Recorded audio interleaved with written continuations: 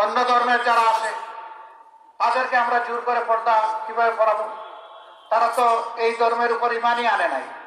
তো তারা যারা ইসলামের উপর ইমান আনে নাই তাদের উপর কি ইসলামের পর্দা বাধ্যতামূলক? তাদের উপরে জোর কাটানোর অধিকার আমাদেরকে কে দিয়েছে?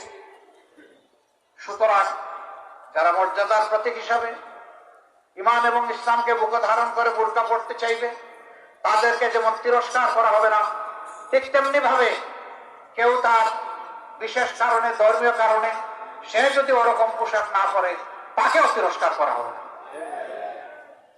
সম্মানিত ভাইয়েরা, এই বক্তব্যই কালকে আমি সাতক্ষীরায় রেখেছিলাম, কিন্তু একটা টিভি আমার বক্তব্যকে বিকৃত করেছে। জামাতের আমির বলেছেন যে যেমন ইচ্ছা মহিলারা তারা পোশাক করতে পারবে। আরে ভাই, আশ্চর্য! এত কষ্ট করে আমার এত সার্ভিস দিলেন আপনি, আমি যা বলতে পারলাম না আপনি একটু আগায়ে দিলেন। কেন রে ভাই আমার প্রতি এত দরদ, কেন এত ভালোবাসা? খালেদ মহিউদ্দিন উনি আমাকে প্রশ্ন করেছিল যে কিছু মানুষ আজীবন আপনাদের বিরোধিতা করে কেন?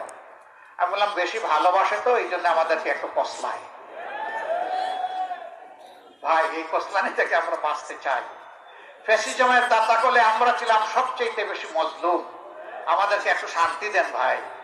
হ্যাঁ, আলহামদুলিল্লাহ বেশিরভাগ মিডিয়া বা ব্যাপক সংখ্যক মিডিয়া এখন সত্যকে সত্য হিসাবে তুলে ধরছে, আমি তাদেরকে অভিনন্দন জানাই।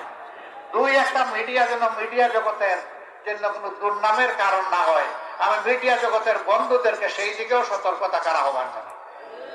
দুই একজনের কারণে আপনাদের বদনাম হবে কেন? আপনারা এই বদনামের ভাগ নেবেন কেন যে মিডিয়া এইরকম করে টুইস্ট করে মানুষের বক্তব্য বিকৃত করে?